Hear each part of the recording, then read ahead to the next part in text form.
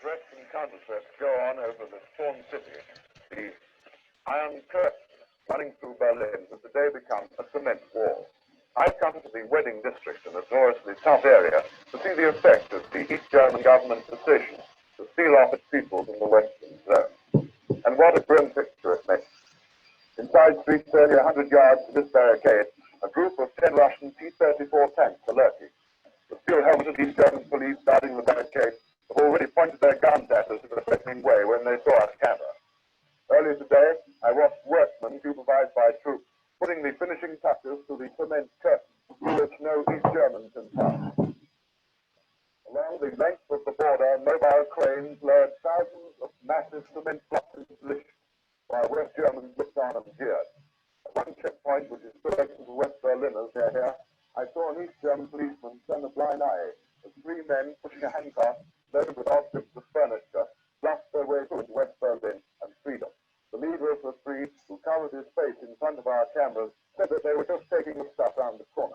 He didn't say they weren't going back. West Berliners visiting their families in the Eastern Zone must have special passes. I have watched scores of pathetic scenes as the Westerners, back on their side of the wire, wave to their kinsfolk over the sentry's head. The people made even more tragic by rumors that by tonight no West Berliners will be allowed into the Eastern Zone. All links between the two sides are closed, even the underground, which used to be a route to freedom for so many East Berliners. Only a few yards from freedom, people watched gravely from flats as the sealing off went on. Then a child's kite skidded and twirled through the stormy sky, also a symbol of freedom in this far from free city. Thank you very much, Ian. I think that people have probably been joining us. I'm getting a thumbs up. So that was some absolutely fascinating footage to root us in place for the talk that you were going to give us today, which is brilliant. So welcome everybody. I'm going to very briefly introduce this talk as Iain MacGregor, who's speaking to us today about his book Checkpoint Charlie, will introduce himself, say something about his background and indeed about his route into this project. So all I wanted to say was to welcome everybody to the talk, whether you're from an SSLP school, from the DCI schools, or indeed from Dulwich to London, and whether this is your first talk or your third of three, and there are indeed lots more to come in this series, which has been pulled together by Sumo Holland and expertly managed by Katie Beretta here at Dulwich as well. It's brilliant that we can be here today virtually as a community, despite the physical barrier between us, which is serendipitous then that's Ian's topic for the day, a physical barrier and the pain that it can cause, and the resilience, I suppose, that they can also inspire. Walls from, I've been thinking about walls a lot in recent days. The Israelites at Jericho, or the Ottomans in Vienna in 1683, or the barriers that were thrown back up in Eastern Europe after the recent migration crises, the Trump administration talking about building a wall. And indeed, that reminded me of one of President Trump's favorite acolytes on Twitter posing in front of the Berlin Wall in 2016 with the caption, "Walls work," which isn't exactly a Reagan-esque theme. So today, more on the Berlin Wall in particular from the publisher and author Iain MacGregor. This is an absolutely fascinating. He's got a great backdrop there. I've got the book here myself, and it's a fascinating and really rich oral history, which has rightly won many plaudits from William Boyd, John Dee, and reading it, you can really see why. It's written with real verve and brio. And I think hundreds of stories that would otherwise likely have been lost have been really lovingly brought to light in this book. So Iain is going to speak for about 45 minutes. And in the course of his talk, there is a Q&A function which you can access, and you can jot down your questions. And I've got a couple of students here from Dulwich who are going to monitor those questions and answers, or those questions, and they will then put the questions to Iain later on. So feel free to drop in your questions as we go. Thank you very much. And Iain, without further ado, I will hand over to you. Thank you. Welcome, everyone. Thank you for joining me. I live in Southeast London, so I'm in lockdown just like you. And I know Colin was saying about it's apt that I'm talking to you today about Berlin, obviously a city that was in lockdown for 28 years. And I was going to say, well, the only difference between that lockdown and obviously our lockdown is we're not on the streets shooting people or harassing them with physical violence. And now look where we are in the last week across the world. It seems events have overtaken what I was going to say. But I'll very quickly, before I go into my presentation, because I'm aware of the time and I've got a lot of things to talk to you about. I've been in publishing for about 27 years. My love has always been history. My degree was in modern European history. My dissertation was on the Prague Spring in the late 1960s. I was lucky enough before then that my father and my grandfather and uncles were all in the military. So as a boy growing up in the 70s and 80s, I was always told about Germany, the split of Germany, and what it was like for them visiting West Berlin as soldiers. So then I was very lucky enough in 1981 to go on a student exchange to Russia with a bunch of other students. I was there in Leningrad and then outside of Leningrad for 3 weeks. And then also to go camping when I was a scout with East German scouts. We had a very progressive town mayor who was really into that kind of thing. But anyway, I digress. So I've always had that love. And then obviously that took forward to my degree. And then in the publishing I've done with history is the same. I published lots of historians that you'll know about, such as Simon Sharma, Max Hastings, Michael Wood. So I know a lot about the subject. And this has been a passion of mine for years. I've been to Berlin many times as a student. I was in the final year of my degree, watching on the TV. And obviously, this is before we had mobile phones, the internet, anything like that. Just one TV, me and my housemates watching the Berlin Wall opening in November 1989, thinking this is incredible. Because to someone of my generation, you have to believe me, the Berlin Wall, the Warsaw Pact, the split was as physical as the Himalayas still are today. You just never thought it would crumble and open the way it did. It was a shock to everyone. It's hard to believe 30 years have gone since that happened. So again, I was very lucky to travel there in 1990 because as a specialist, I would hope, of European history, I hoped to see some of it still in place before it was all going to go. Because obviously democracy was taking over all the states. That's what I did. I went to Berlin in 1990. And then curiously, I hadn't been back for many, many, many years until I really wanted to get into this project. So I've been, in the last 3 years, I've been to Berlin probably a dozen times. I've interviewed over 75 people for my book, half of which were either East or West Germans, but I interviewed French, Russians, lots of Americans, lots of British, whether they be civilians, politicians, military, spies, reporters, just so I could offer the reader a real proper vision of what it was like to live in a Cold War city like Berlin, no matter what side of the wall you were on. So anyway, I will take you through what I've done and hopefully give you an idea, more of an idea of what we have here. So just bear with me. So this is Checkpoint Charlie today. Maybe some of you have been there and you'll recognize this. This is a copy of the original checkpoint. And if you can imagine, take away those buildings in the distance, take away the KFC on the right and the Einstein Cafe, which was a different cafe back in the day. And the rest of it would have been wasteland for about another 500 meters. And then you get onto the Soviet side. As you can see, it reminds me a little bit, having obviously I live in London, it's a little bit like Trafalgar Square in my eyes anyway, a little bit tacky. People generally go there now just to have a photo to say they've been there, but I'd still say go. If you know the history, it's an amazing place to go because then you can go down the various streets, down to Potsdamer Platz, which is a very famous area when the wall was there, obviously all the way to the Brandenburg Gate. The whole side of that city just reeks of the last 50 years of Cold War confrontation. It's an amazing place. And one thing to think about is they've now, the local council has decided to do away with the reenactors, which you can Google. You'll see all the photos of them. And those guys are obviously there just to take a photograph, and you pay them, obviously. So they've got rid of those because those guys didn't know anything about the history of the place. I know because I used to ask them questions and they just look at me blankly. But this is the place of what it looked like back in the early 60s. So this is taken shortly after the barriers had gone up. And as you can see, like I was saying to you before, the East German side, the Soviet sector, was still fairly war damaged. There was still, where the barriers were going right across from the sectors, still a lot of big spaces, open spaces, so the Western Allies could see the Soviets and vice versa.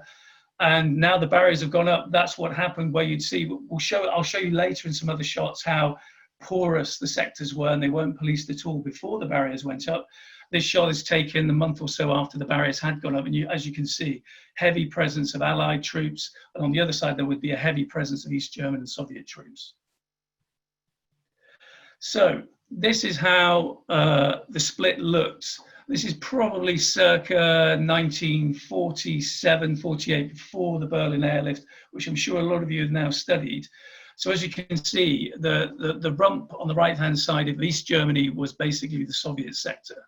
And they decided by 1940, late 45, 46, that generally, even though Stalin had a wish that there would be a neutral whole Germany that would be completely demilitarized, wouldn't be a threat to the Soviet bloc that he was setting up, if he couldn't have that, because the Allies were obviously keen to maintain their presence in the sectors that they had, he was going to make sure that then the East German state would be set up. So as you can see on the map, you've got probably a third of the country, probably slightly smaller than that, is now the East German side of things, East German state. And within that, 100 miles inside the area, in the Brandenburg area, is the capital city, Berlin. So you can see from the physical distancing how far inside the international city was away from the Allied presence in West Germany. And that would always cause a problem, not just for Stalin, but obviously his successor, Khrushchev, and then other generations of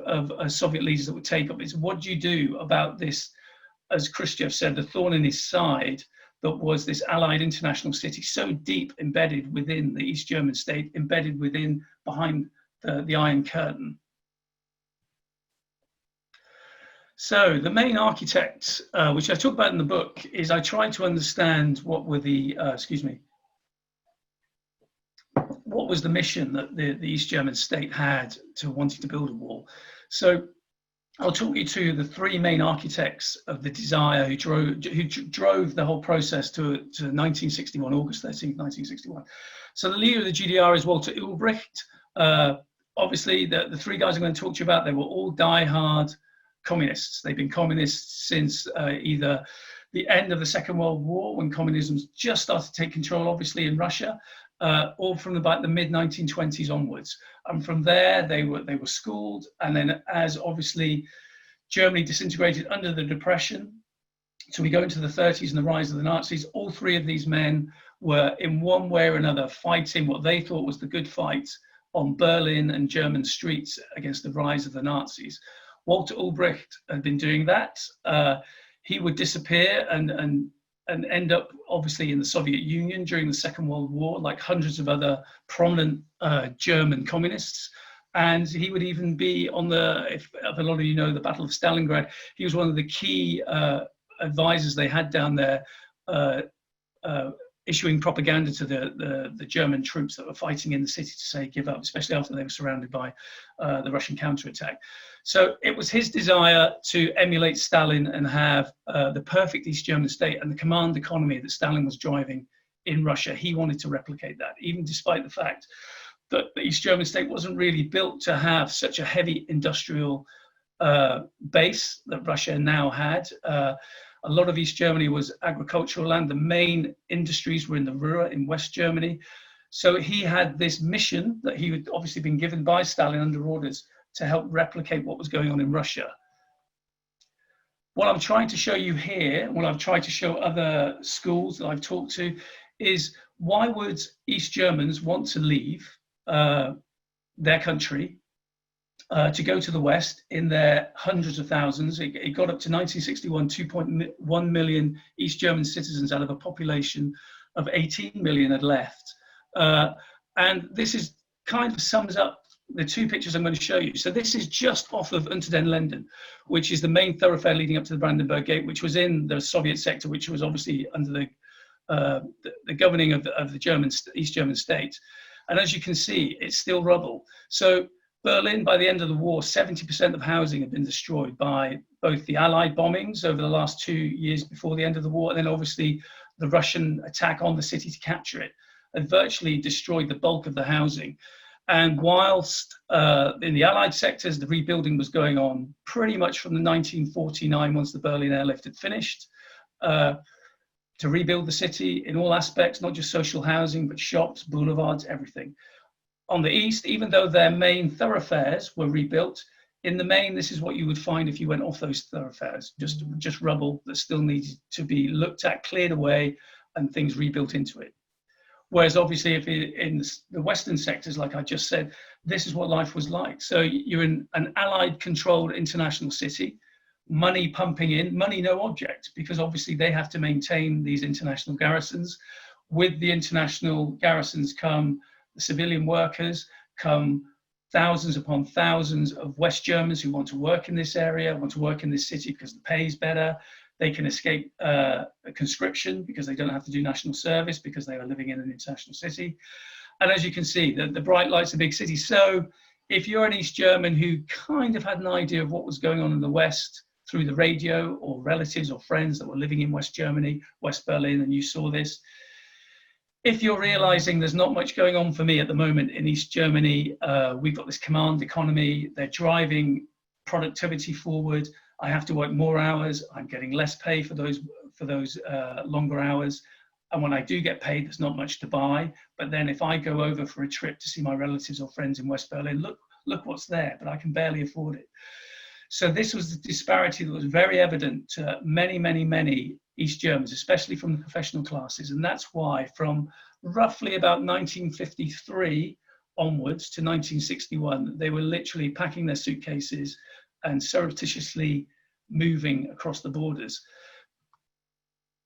And this is why it was so easy. In the rest of Germany, so the inter-German border that Stalin had now built from 1948, from when the Berlin airlift was on, he'd really reinforced the border all along the West German, East German side. So barbed wire fences, electrified fences, tank traps, some minefields, and armed guards everywhere. So it was virtually impossible by then, unless you really wanted to take chances with your life, to try there. So the best place to go, and this is word of mouth, people realize this, the international sectors were very porous. This is the French sector going into the Soviet sector in North Berlin. And as you can see, you might find the odd policeman, you'd find West Berlin policeman, East Berlin policeman, might find the odd Allied guard with a Soviet guard or East German guard. And that was about it. But as with any city, as we see with London, obviously we're in lockdown, so not right now, but this is a huge city of 9 million people. I cross town all the time to go to my work, to see friends, to have social events. The same would be with Berlin before 13th of August 1961. People had their passes, that's all they needed. They could cross the city without any disruption. They could be traveling on the U-Bahn or the S-Bahn, underground or overground, buses, trams, taxis, whatever. And they wouldn't be stopped because obviously people needed to get to work, needed to see friends, needed to go to a hospital appointment, that kind of thing. And that's where you had the loophole, and that's what the East Germans were taking advantage of. If you traveled light and kept your nerve, which a lot of them did, hundreds of thousands, like I've said, it was possible.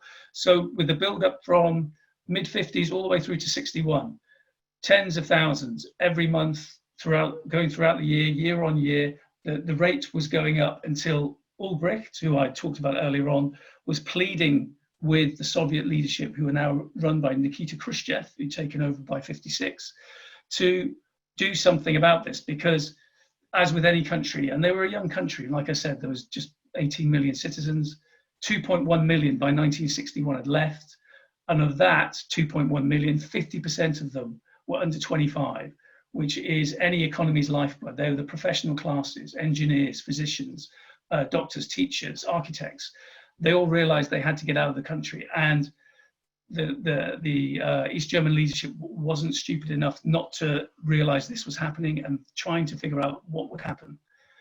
Things came to a crunch in June, the summer of June 1961, and this is despite warnings from Khrushchev on the right-hand side, the bald-headed man, die-hard Stalinist, had been there from the very early days of Stalin's rule, survived the purges, survived the Second World War, even though he was at Stalingrad as well, led the forces through Ukraine, and survived the paranoia of Stalin's final years, to where he managed to wrest control from the hardliners like Beria. And he was of the same opinion. He wanted to make sure that he could rebuild his own country and maintain the buffers that they had already. He wasn't interested in fomenting revolution abroad as much as, say, China was under Mao Zedong, and they had a huge falling out about that. He was more interested in consolidating what he had. And if he had to consolidate, it meant he had to solve the problem of Berlin. So here he is, he's come to the Vienna summit in June '61 with the new American president, JFK. And JFK, over 3 days, got beaten up verbally by Khrushchev, who'd come armed with a whole lot of issues he needed to have resolved. JFK thought this would be similar to the way he'd won the election, his smile, his very modern day charm. Surely there was a way these two could solve their problems in logical debate. And Khrushchev was having none of that, to the point where a badly shaken Kennedy left the meeting thinking, well, this is I've really got to focus on Berlin to figure out what I'm going to do about trying to solve, because this guy's serious. He's talking about going to war if we don't pull out of Berlin. And this is what was Kennedy and Khrushchev were talking about. So this is a couple, this is a typical East German couple going to the Refugee Center in Berlin. Now they've crossed the sector. And like I said, hundreds of thousands were doing this. This is the Marienfelder Refugee Center. It's now a museum, really good. If you ever go to Berlin, I would definitely advise going there. It's fantastic social history. And this was one of 3 refugee centers. It was the biggest one, but it was one of 3 that processed these hundreds of thousands of refugees that were coming through into the city, because they had to be processed. The majority of them were obviously just innocent civilians, bystanders who wanted to get to West Germany, and that's what happened. And they would be ferried away on trains eventually within a few days. And the flats you see are where they were put up for a couple of days before their papers were ready. And in some cases, US intelligence, British intelligence, French intelligence would sift through these people who were coming through, and any high-ranking politicians, police, and military that were defecting, because they were too. It just wasn't announced, obviously, because they wanted to try and keep it secret. They were the ones that were vetted properly, and they were the ones that were whisked away on a flight, which I talk about in my book. I talked to some of the US agents who handled that. And they were the ones that were given preferential treatment, because obviously they had to be debriefed and that kind of thing. But as you can see, this is a typical scene. This was day after day after day for a good decade of what was going on in West Berlin. So Ulbricht had to come up with a plan, and these are the 2 architects of the plan, and these are the 2 guys who led it, who basically caught the West with their pants down. On the left-hand side, the man with the glasses is Erich Honecker. He was in charge of, he was second in command to Ulbricht. He would eventually lead the GDR once Ulbricht stepped down in 1970. And he was given the plan to draw up Operation Rose, which obviously would seal the city within 24 hours. And he worked hand in hand with the man on your right, which is Erich Mielke, and very infamous man. On the same scale, I would imagine, as someone like Goebbels or Himmler from the Nazi era. Again, both men diehard communists, took different paths in how they tackled the Nazis. Honecker went underground and was in the underground movement that fought in Germany, issuing leaflets, that kind of thing, until it was his time to reappear and work with Ulbricht to set up the East German state after 1948. Whereas Mielke was more of a thug. He was more of a hitman. interestingly, he would eventually go to prison not for leading the Stasi for so many decades, but for the murder of two Berlin policemen in the 1930s who he assassinated before he then disappeared. And most people think he then fled to Moscow, and he was trained by the KGB for many years. And then he popped up in the Spanish Civil War in 1936 and was taking care of Stalin's enemies there. And then obviously he was parachuted into East Germany in about 1947-48. And from there he rose through the ranks until by Operation Rose 1961, he was head of probably the most lethal, well-organized, well-run state security police force there's ever been. So this is what it looked like, August 13th, a weekend, a lovely summer's day weekend in Berlin, in the city. If you know Berlin, you'll know it's surrounded by lakes on the western side. And to Berliners, there's nothing better they like doing than to either visit the forests or the lakes, or their allotments that they have on the outskirts of the city. So lots of people were caught unawares of what this was going on. The day was deliberately chosen to make sure that no one would oppose them. So what you see here is, this is by the Brandenburg Gate, and this is the factory fighting workers and militia, basically. So there were at least 20,000 militia that supported the army and the police force and Stasi units that would seal off the 150 kilometers surrounding the whole of the city, not just the wall the barrier that would cut through the center and cut through the sectors, but surrounding the outside, the hinterland too. And they're onto the teeth. And the key thing you've got to remember is they built this barrier inside East German territory. It was a couple of 100 yards inside. So where these guys were standing was well within their own territory. And predominantly, they were facing towards their own people. Obviously, these guys are just looking out to the West German civilians that were in the Brandenburg Gate, where the main protests were. But in general, as I talk about in the book, and I've interviewed East German guards that undertook this operation, they were more concerned with looking eastwards towards their own people to make sure no one was either going to try and escape or no one was going to try and stop the builders doing what they were doing. So this is the first generation wall. These are photographs taken if you've seen the film with Tom Hanks, Bridge of Spies, where you see those early shots of the wall being built, these are basic breeze blocks, which you would build flats and houses in Berlin, and that's what they were intended for. The bulk of the material used in the first generation of the Berlin Wall was actually purloined, allocated from materials that were stocked outside the city that were supposed to be building these new socialist housing schemes for all the workers that were working so hard. But instead they went to this place. And that's why you can see at the moment, the wall itself was very basic, but it had the right effect. So 93 main streets were cut off between the sectors. And as I deliberately chose this photo, as you can see, it cut across tram lines, it cut across, they closed down the underground, the overground, they blocked up the canals, they blocked up some of the sewer systems, literally sealed it in. Very basic. It was just a wall at the time with some barbed wire, and in some places it was literally just barbed wire with cement posts, the first generation of the wall, but it was heavily guarded. So there was a big, massive military human presence there, and they were the ones that were there in place for the first couple of years to prevent people escaping. And all those porous checkpoints that I told you about, they were now reduced to a dozen. And so it made it it's almost like a salt clock. It's very easy to funnel these people through, and it's very hard for people then to try and bluff their way through with these new passes that they were introducing. So you had to have a cast iron reason for visiting the West, and they didn't allow that for the first year anyway. So I've chosen this photo to give it, again, my book's very much about the human side of things. And I've interviewed lots of people, and I wanted to talk about, this is the first murder, you could call this. This man was shot and killed. He's the very first East Berliner to be shot.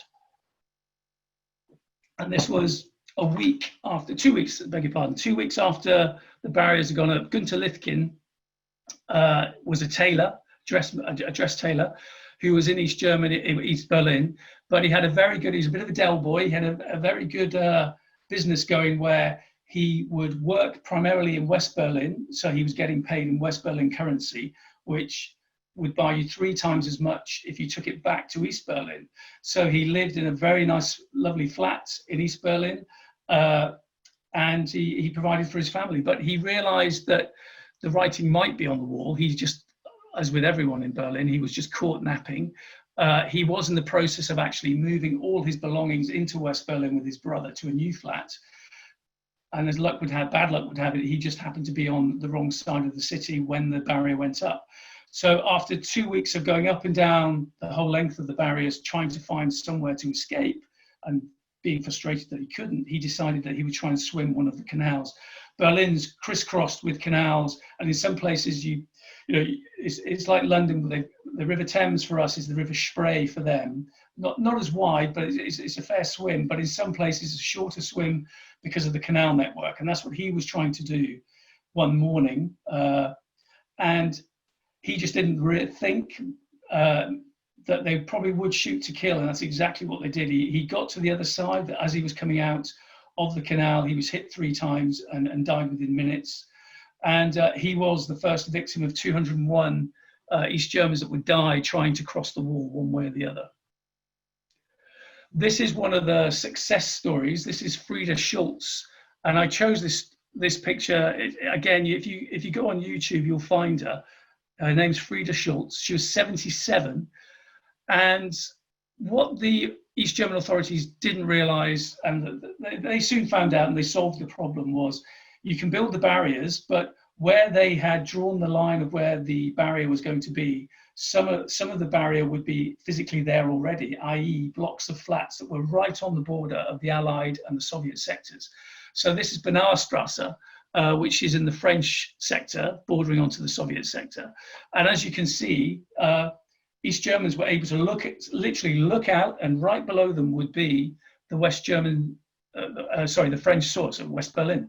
So within hours of the barriers going up and East Berliners realizing, well, we can't actually go through the checkpoints anymore, they were either jumping out of windows or they were finding passageways where there was a door, and they were like rats in rats in a trap. They were finding ways to get out. And this is what happened again a couple of weeks afterwards. The authorities were on to them by now, and what you have here is the gentleman holding her hands in the window are actually trying to pull her back. They're Stasi agents. And what you have at the bottom, the man in the white vest who's standing on the window ledge, he's one of 3 guys who's edging his way along to try and grab her legs, and she's 77, remember, to pull her down. And it worked, and she was rescued, and there's firemen there with the tarpaulin to rescue her. And that was a success story. But the very first person who actually died trying to cross the barriers was a woman called Ida Schickman, and she actually had to jump from a 3rd-story window in a similar block of flats in the same area, and she just missed the tarpaulin by a matter of inches, and she died from her injuries. And she was the very first person to actually die trying to escape across the wall. Gunter Lifkin was the first shot and killed. And this is what I'm talking to you about. So as you can see, the sectors are now enclosed, they're entombed. And for the first year, probably 18 months from August 61, I would argue, judging by the people I talked to, the West Berliners and the Allied military servicemen and the civilians who worked for the government there, when I interviewed all of them, they said to me that was the most stressful time, because the Russians and the East Germans were doing lots of tricks, like cutting off electricity, cutting off the water supply, gas supply, cutting off telephone communications. They'd switch them back on, but they were just playing those stressful games that they do. We still had, as you can see on the left, we had 3 airports in the 3 sectors. They were still allowed to come in. It wasn't like the Berlin airlift where they were being buzzed by Soviet aircraft through the Allied corridors. We were still getting supplies in, but it was still touch and go. And as I was saying to you before, the various open borders were now strictly deadly affairs, where there was only one place you could cross if you were from the diplomatic international community. That was Checkpoint Charlie. And then as you go through the other checkpoints I've listed along the lines, that depended on whether you were a West German going in to see relatives in East Berlin. You had to go via one checkpoint. You go through 2 or 3 other checkpoints if you were a West Berliner going through to East Berlin, and so on and so forth. But they gradually opened up throughout the later years of the 60s into the 70s as relations thawed between East and West. But for the first few years, the city was sealed off. And that's why you had so many East Germans trying to escape. That's why you had so many of them being captured and so many of them being killed. The statistics that I looked at in the archives, the 1960s was the most deadliest time to try and cross the wall. Even though it was in the wall, the barrier was in its infancy, that's when people thought they had the best chance of trying to cross. So when I show you a diagram later, you'll see, so I'm just checking the clock to make sure I'm not running out of time here. And this is what it was like. So everyday lives were disrupted. If you're having a wedding, if you're having a baptism, if you wanted to see a loved one that happened to be in the wrong place at the wrong time, you were allowed to come up to the wall to say hello on the western side, but on the east, as you can see in the distance, you had to stand some way back. You weren't allowed to go through. And obviously, I love this photo. These are West Berlin kids, can go right up to the barriers. And as you know, when you've seen the photos, they would later, in the last generation of the wall, you were allowed to paint on the wall, everything, just to impose the fact from the Western perspective that the wall shouldn't be there, so they could do anything they wanted to it. Whereas for the East, sorry, I've gone one too far away, for the East, they would invent the death zone, which I'll show you in a sec. So I'll quickly talk about this guy. This is Lucius Clay. Oops, skipped away. Lucius Clay. He was the hero, the American general that they'd sent in to sort out the Berlin airlift, which lasted for almost a year and successfully stopped the Russians taking control of the whole city. He'd retired, but by 61 and the wall had gone up, JFK brought him out of retirement because he was a die-hard anti-communist and he didn't take a step backwards. He's famous for saying, if we mean that we are to hold Europe against communism, we must not budge from Berlin. And he said that in 1948, and here he is in 1961. He wasn't in charge of troops, but he had a kind of, almost in a Dominic Cummings type way, he had power, even though he didn't have an official kind of title, you could say. And this is what happened with one of his orders, or the famous order that went wrong. So this is where the East Germans under Soviet orders are trying to really squeeze the pressure on the international community in the Western sectors. So with Kennedy, he did not break down the barriers because he thought, well, A, they built the barrier inside their own soil, so we'd be breaking international law going through breaking the barriers down, even though some of his hawks in the White House wanted him to do that. And B, if they don't disrupt Allied access to Berlin, as in the Russians and the East Germans were allowed to come over to the Western sectors, if the Allied community was still allowed free access to the whole of Berlin, again, no rule was being broken. So this is Khrushchev and Ulbricht trying their best to think, well, let's try and see if this works. And this is where they started putting pressure on the Western Allies that they couldn't have free access to East Berlin, and this is what happens when they tried it. Clay instantly took the bait and decided to send down armed guards to escort his diplomats through Checkpoint Charlie. And before you knew it, it led, I'll just go back there, it led to a full-on escalation of American tanks facing off against Russian tanks, fully locked and loaded, with instructions to wait and see what we do to give you the order to fire or for hostilities to commence. And this is one of the gentlemen I interviewed on the right-hand side with his hands on his hips. That's Lieutenant Verna Pike. He was given a special job of, amazing job he was given because he could speak fluent Russian. The order came down from the White House to the commander in the field in Berlin, to the colonel at the checkpoint, to then go to Verna to say, you speak Russian, sneak over to the East German side of the checkpoint, and by hook or by crook, find out who are manning those tanks, because the Russians have been clever. Their tanks didn't have any markings, their crewmen didn't have any insignia.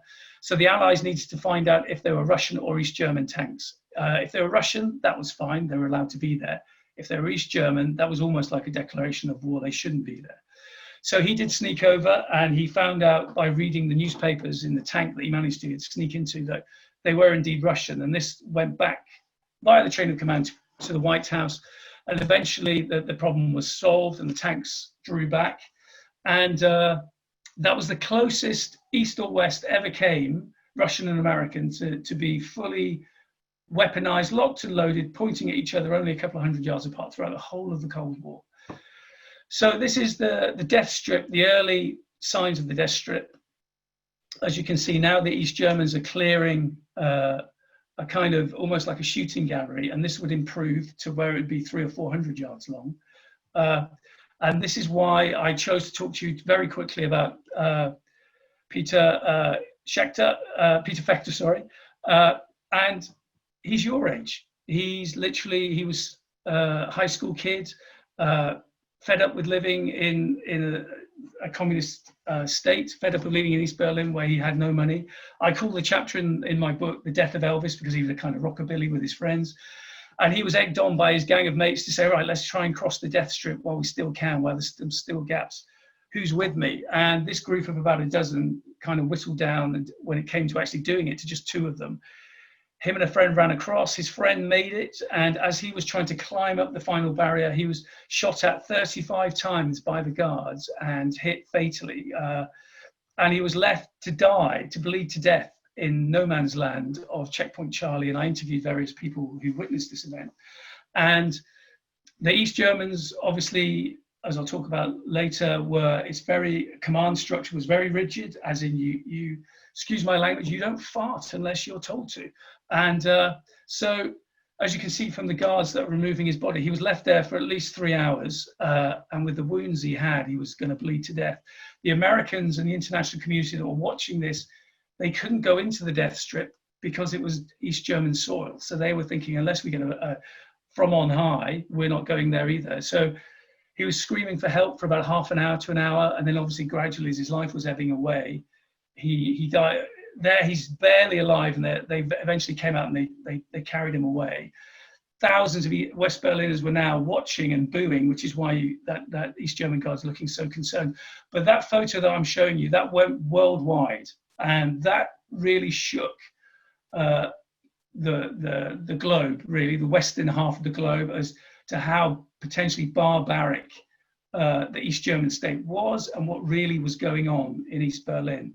And the plinth on the right-hand side, that's there today, and that's 150 yards around the corner. And whenever I go, I always go there and I lay some flowers, because they were laying flowers to him within 48 hours of his death. West Berliners were laying flowers, and that still goes on to this day.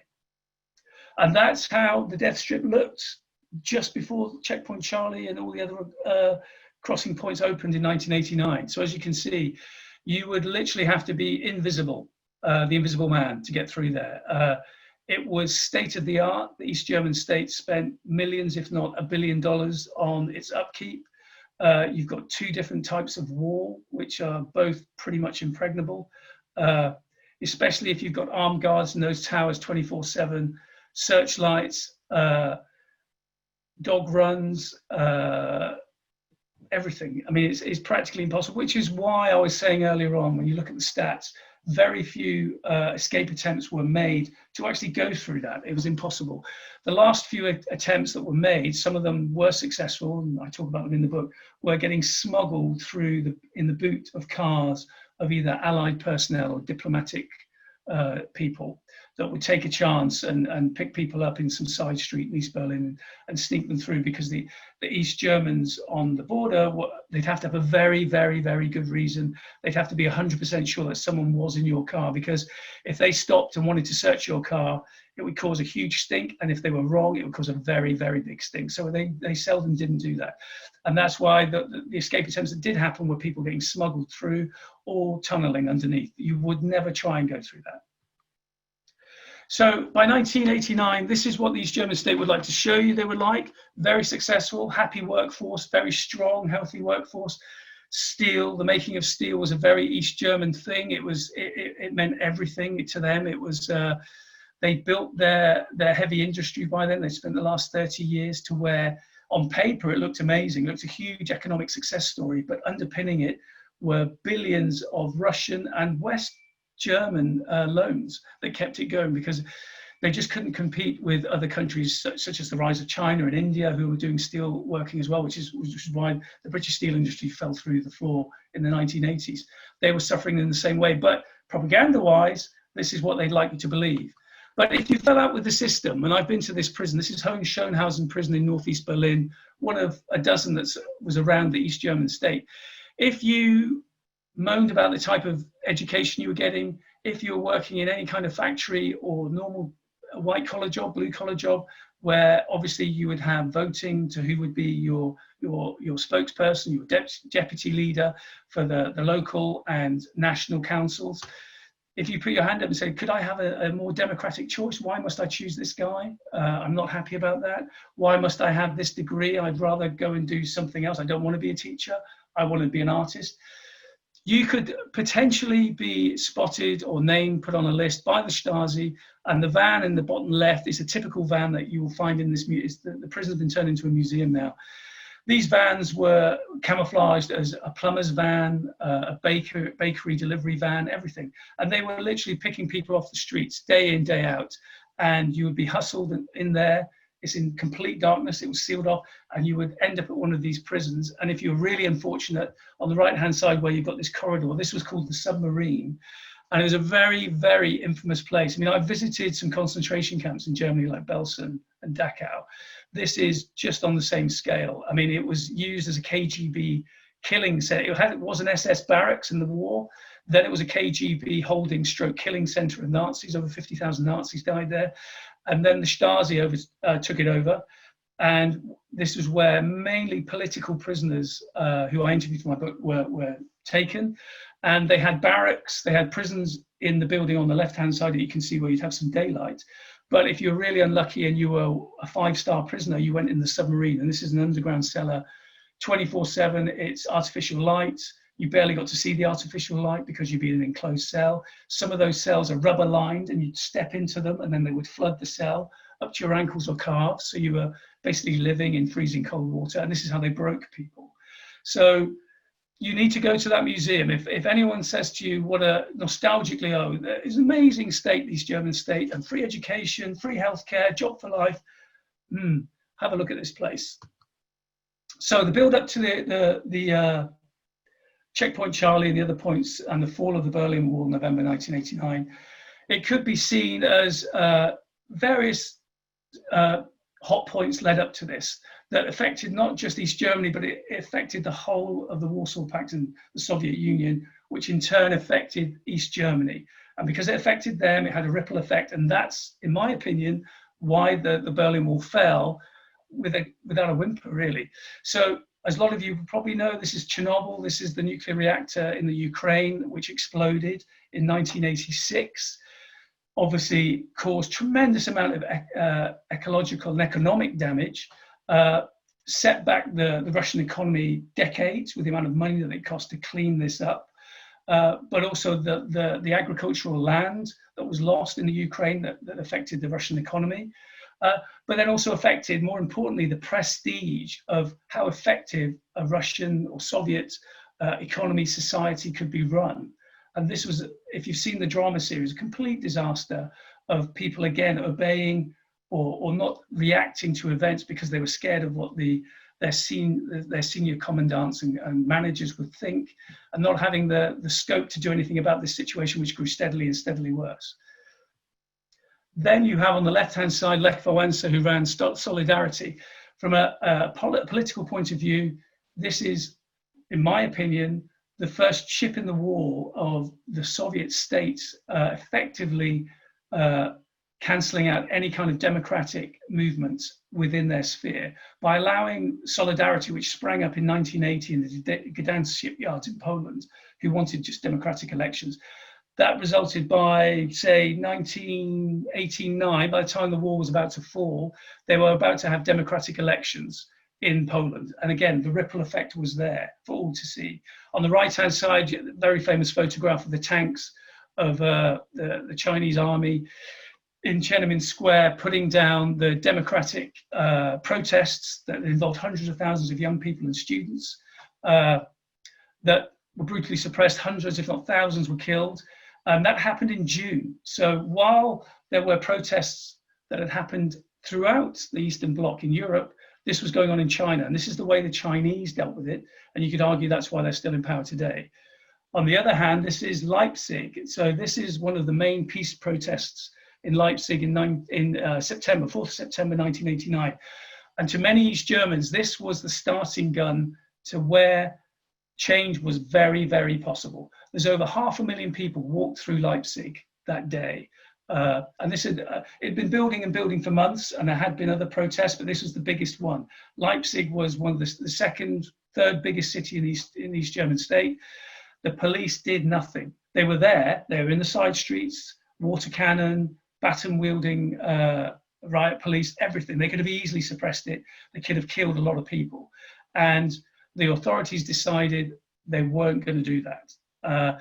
But what they didn't realize was this had been photographed, been filmed. Some of these films and photographs were sneaked out of the East German state to the west, and these were broadcast all over the Western media. So it could be seen that the East Germans aren't happy. So you'd have a look at this. This was all going on while on the left-hand side, you can see here, this is the 40th anniversary celebrations, literally 3 weeks later in Berlin, East Berlin, with Gorbachev there, Mikhail Gorbachev, the Soviet premier, is there with all the other Warsaw Pact leaders to celebrate 40 years of the East German state being in power. You got the East German army, the MVA, marching past. But behind the scenes, Gorbachev had deliberately come to this celebration to give a very hard-hitting message to the old leadership. So Erich Honecker, Erich Milke, who I'd shown you earlier, they're in their 70s now, and they're being told categorically by Gorbachev, if you don't embrace change the way we're embracing change, the way Poland's embracing change, you're going to fall. There will be severe changes happening here. Whether you like it or not, it's coming. So the man on the far right, on the right-hand side, that's Egon Krenz. He was in the younger guard of the East German leadership, and he took that as his starting gun to organize a bloodless coup, which kicked out Honecker and the other septuagenarians in East German government, and he took control. But the trouble was, by then, it was the first time he was allowed to see the exact economic health of the country by studying the books, the financial records, and then being told, we're wafer thin on the verge of economic collapse. We have no more money. We can't spend the money we are on the army, on the security forces, anything like that. If we put these protesters, if we put this kind of protest that's involving half the country, something's going to give. And by that time, hundreds of thousands of East Germans were using the slight lifting of restrictions on travel laws to get through to the West as well. He had all these things going on. What was he to do? One of the things he did was say, okay, to show my people that we're embracing change, we're going to have these daily, much like the COVID-19 briefings we have every day. The East Germans were doing the same. They were having briefings to the media, the international media, to say, we are changing, we're going to embrace democracy of a sort, as long as they're still in power. And this is what happens when you send someone along who's not briefed properly. This is Günter Schabalski, who was the press officer for the government. And he was the one who started who's blamed for opening the war, because in the meeting he gave on the 9th of November, he was the one he wasn't reading his brief, which is on the right-hand side, which not many people have seen. I found it in the archives, of saying to the world and to his countrymen, travel restrictions will be lifted, but what he was supposed to say was, in our given time, we're going to manage it, and you have to go through a certain very strict regulations to get your visa to travel. Instead, he said, when he was asked, well, they're in effect immediately, and that's because he just wasn't over his brief. He hadn't said. And this is what happened. East Germans took him at his word, and they went down in their hundreds of thousands to all the checkpoints, to where you have East German guards who are very much, again, they're used to a very compliant population, who don't argue with them, who do as they're told, get in line, take their time getting through the checkpoints. This commander was one of a dozen commanders who was left to his own devices, who was given no instructions of what to do. If he's facing hundreds of thousands of people there, he's thinking, oh, do I start shooting? Do I start using really physical harm on these people to get them back? No, I'm not. No one's told me to do anything. I'm going to have to lift the checkpoints. And that's what happened. So for the next couple of weeks, you had East Germans flooding through, being applauded by their West Berlin counterparts. And a lot of them in the first few days didn't want to go through and live somewhere else. They just wanted to come into West Berlin, see the sights, famously buy some bananas. East Germans were very, very much looking for bananas because you couldn't buy them East Berlin. Sales of bananas went through the roof. And that's what happened. And then I could talk to you, there's so many more stories I could talk to you about, but time's running out. But this month, 22nd of June, this happened, this photo. This is a famous photo of Checkpoint Charlie. So this is how the modern version looked. And again, it's still a porter cabin. The Allies always wanted it as a basic porter cabin to kind of thumb their nose to the East Germans who'd spent millions and millions on their very sophisticated passport control buildings and barriers and everything. We just had a basic porter cabin. You probably, it's a mobile schoolroom really.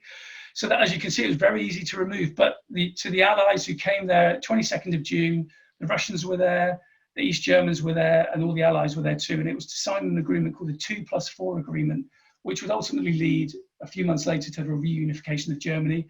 So they chose the closing of Checkpoint Charlie as the symbol of the backdrop to signing this agreement. And that, my friends, is all I've got to say. And I'd be very happy to have some questions.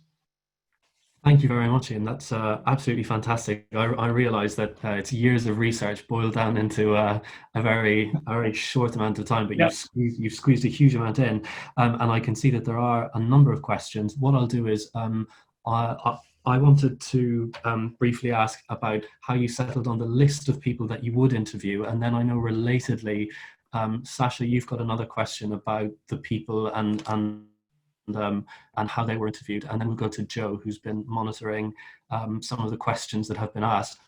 And what we'll do is we'll try to ask as many questions as possible, but we'll wrap up. We will overrun, obviously, a little bit, but we'll wrap up between, no problem at all. We'll wrap up hopefully by 5:10 promptly. So Sasha, do you want to unmute and ask your question related to mine there about the people who were interviewed? Thank you very much for an incredible talk. The interviews and the whole interview process seemed fascinating to me, and in particular, what interested me most is, did you detect any, you talked a little bit about nostalgia, did you detect a lot of nostalgia from both sides, in East Berlin and also in the West? Because I remember you quoted, I think it was Nigel Dunkley, who worked with Bricksmith. He said, this kind of mission had me hooked, and I wanted to come back to Berlin. So that it was seen as kind of, the golden age for spies. Was it, do you get a sense that a lot of people were nostalgic about this time? Oh yeah, on both sides, depending if they were, it was nostalgia in a good way on the East German side, if they obviously worked within the system itself. Whether they, I was smiling because I was just thinking of the memory. One of the most surreal interviews I had was in northeast Berlin. There's a huge, East Germans anyway in Berlin, they build amazing blocks of flats, for council flats. They're just state of the art. I was so impressed. But there's one section, there's an estate where you find, it's bizarre, you find a lot of East German guards live there. And so I went there and I interviewed, he was the commandant of Checkpoint Charlie in 1989. And it was like walking back in time into his flat. And it was literally like the 1970s in decor. He had photographs of his time in uniform. A lot of East Germans manning the Berlin checkpoints came from Saxony, which was very, very loyal to the regime. That was southern Germany. So that's where he was from. So he had these lovely photographs of that. And he had a library that it was invisible until he slid back the door. And it was he took floor to ceiling. And it was full of files, that very East German. He'd kept files on everything he'd done in a 28-year history on the wall. And he had photographs of people. I mean, we're talking thousands of pages. He had photographs of people he'd taken, reports, diary entries, letters, it was, in some ways, I was thinking, wow, that's from a historical, that's manna from heaven. But in other ways, I was thinking, that's just so sad. But then from the West, yeah, I mean, every single Allied military person I interviewed, I mean, there's 70 people in this book. I interviewed easily over 100. They said that they would get all nostalgia, gleam in their eye, and say it was the best service, best theatre they ever served in. Could be French, could be American, British, Russians as well. When I interviewed the Russians, they said it definitely was for them the best posting, because they just had, compared to other postings in the Warsaw Pact, they just had a better standard of living. Their barracks were nicer, their food was better, they had the best equipment. And the same goes for the Allies. Money was no object in West Berlin. Fantastic, thank you. Joe, if I pass over to you now, you've been, yourself and Sasha have been keeping an eye on the Q&As. Would you voice some of those for us now, and Ian can answer them one by one? Yeah, so this is a question from Ava. Do you think that the fall of the Berlin Wall was inevitable, or was it simply a result of the failures of the USSR and GDR at the time? Yeah, I mean, well, the wall would not have fallen if Gorbachev hadn't pulled out backing for the East German state to be in existence, and obviously to militarily support the East Germans to maintain the barriers. If the East German government at the time had known that the Russians weren't going to stay in their barracks, because you've got to remember there's something like 2 million, no, it was 2 million, just under 2 million Russian personnel were in East Germany, 3,000 tanks, and about 1,000 planes. So they could, click of a finger, they could have stopped it happening. But it's what it would have led to that was the worry. And that's why Gorbachev was trying in a coded way to say to the East Germans, you've got to embrace change. I'm not going to direct you to change. I'm not going to direct you to open the barriers, but you've got to realize if you don't do something, we're not going to always be there to prop you up, which is what they've done for the last 30 odd years. And like I said earlier on, a lot of the finance actually came from West Germany, bizarrely. West Germany had millions of marks worth of loans given to the East Germans to prop them up. Super. Joe, we'll take another question from you. Go ahead. Yeah, so someone asked, considering the climate at the time, what were the race relations like in East and West Berlin? It's funny because East Berlin was pretty good, actually, I have to say. I mean, there was a lot of, in a true kind of communist fashion, they were very much into having workers from all over the Eastern Bloc, and not just the Eastern Bloc as in Eastern Europe, Cuba, Angola, North Korea. So there was many enclaves within East Berlin itself of these international communist workers, not just coming into work, but actually living there, actually bringing their families, establishing themselves there. So if you go to Berlin now, you'll find lots of international type restaurants that you think, why are they there? Like Korean restaurants, that kind of thing. And the same in the West, I'd say, yeah, I'd say West Berlin was just a very artistic, bohemian atmosphere in the city, even though obviously on the one hand it's very militaristic, probably the most militarily occupied city in the whole of Europe. But that comes with that, like I said earlier on, is if you worked and lived in West Berlin during the time of the Cold War and you were West German, you were exempt from national service. So you had a whole underclass of young people who were unemployed, artistically living there.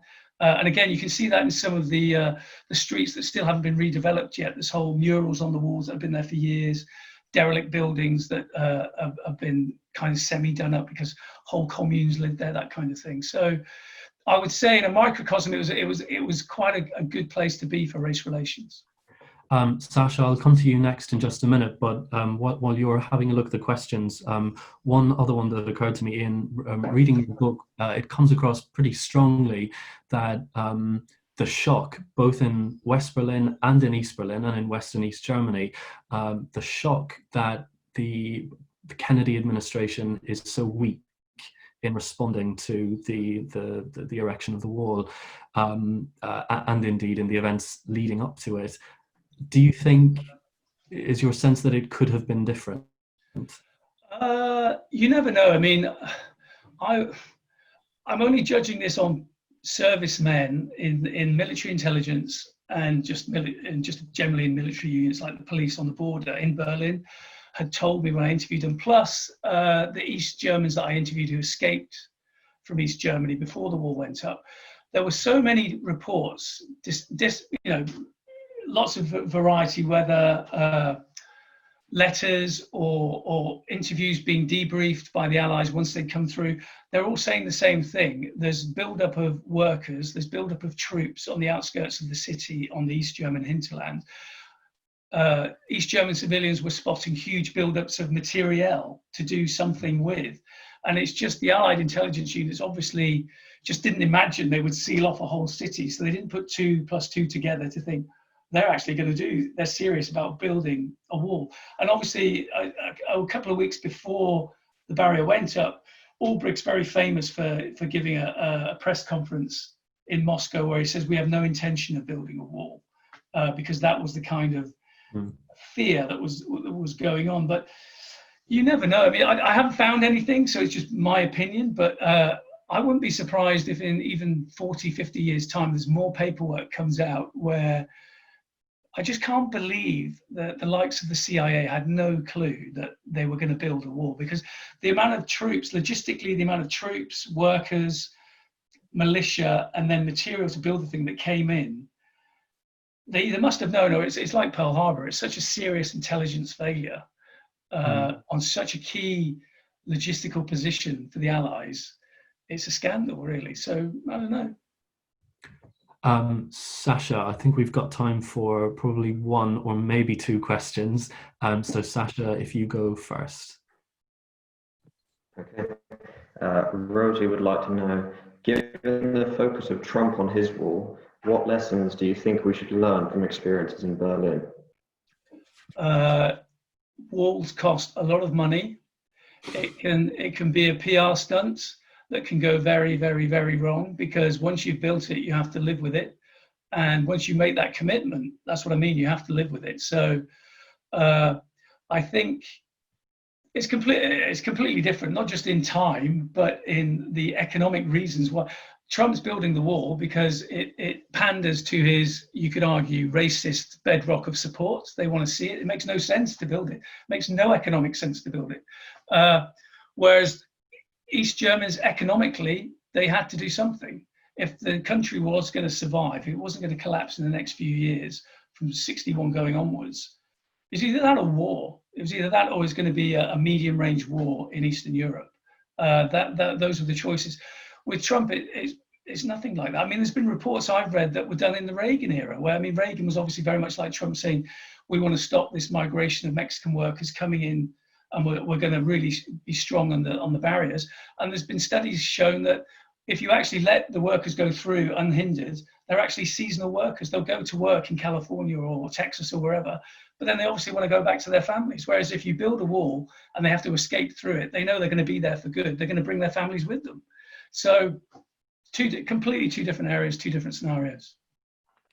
Very good. I think we should probably begin to wrap up there as we reach 5:10. I realise that there are some questions that have gone unanswered, but I suppose to those of you who have got questions that haven't been answered yet, and indeed to those 50 of you who are still with us, buy the book, and that will answer all of your questions all at once. And it is a really gripping read. So with that, thank you, all of you, for coming today, and especially thanks to Katie, to Sasha and Joe for helping out so much, and in particular, Iain, thank you for such a brilliant talk. Really greatly appreciated. I'll quickly add, it's $8.99 on Amazon.